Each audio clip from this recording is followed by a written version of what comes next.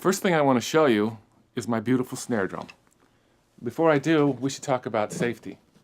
I always keep it in the case when I'm not playing it, and so should you. When taking it out, always use two hands so you don't drop it or mishandle it and scratch it. And place it carefully on the stand so it's resting on all three holders. Then, when you've got the drum in place, I'd like to talk about your posture.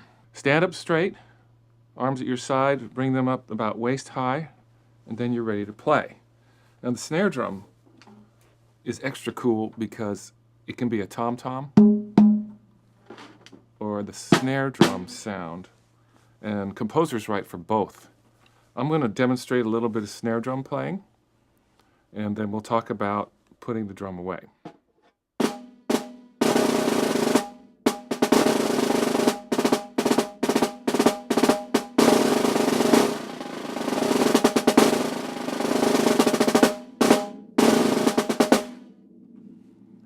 Now, when you're done playing, you want to store the drum in a safe place.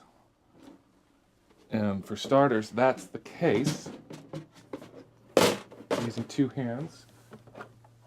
Button it up.